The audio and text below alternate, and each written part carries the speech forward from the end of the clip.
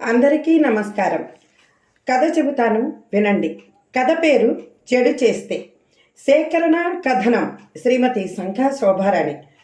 నున్న గ్రామం, విజయవాడ. ఇది చిమ్మపూడి మీడియా కోసం చెప్తున్న కథ వినండి. చెడు చేస్తే. పూర్వం ఒక రాజు ఉండేవాడు. పరమ క్రూరంగా దయ లేకుండా అందరినీ బాధ పెట్టేవాడు. అలాంటి రాజు ఒకరోజు అందరినీ ఆశ్చర్యపరుస్తూ తన మంత్రులు, అధికారులు, ప్రజలు అందరినీ సమావేశపరిచి ఒక ప్రమాణం చేశాడు.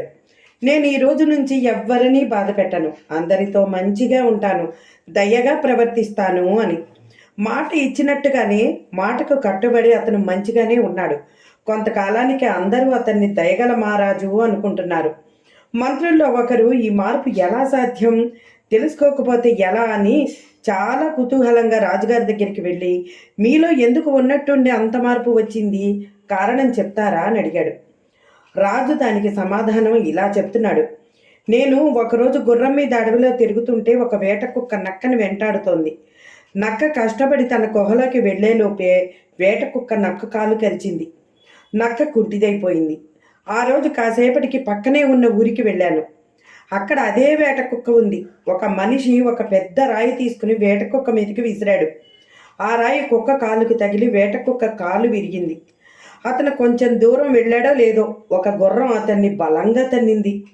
అతను కింద పడి కాలు విరగొట్టుకున్నాడు. ఆ గుర్రం పరిగెత్తుకుంటూ వెళ్ళిపోయింది. ఒక గుంటలో పడి దాని కాలు కూడా విరిగిపోయింది.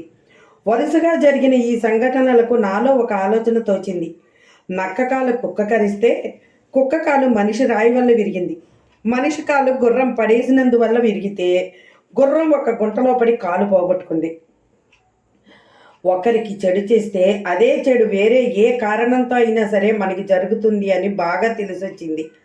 అప్పుడు నా వల్ల ఎందరు బాధపడ్డారో వారందరి వల్ల నేను బాధపడాల్సి వస్తే ఆ పరిస్థితి ఊహించుకుంటేనే ఒంట్లో వణుకు పుట్టింది.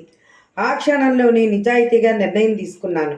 ఎవరిని ఇంకా కష్టపెట్టకూడదు అని, అందరితో దయగా ఉండాలి అనుకున్నాను అని రాజు వివరించాడు.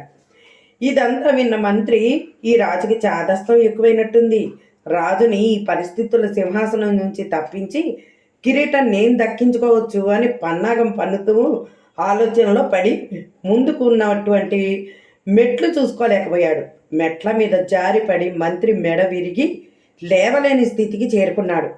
రాజు పదవి కాదు కదా, మనిషిగా కూడా ఒకరి మీద ఆధారపడేలా అయ్యాడు. ఒకరికి చెడు చేస్తే ఏదో ఒకసారి మనకి అదే చెడు జరుగుతుంది అన్న మంచి విషయం ఈ కథ ద్వారా మనం తెలుసుకున్నాం. మీరింతవరకు చెడు చేస్తే కథ విన్నారు.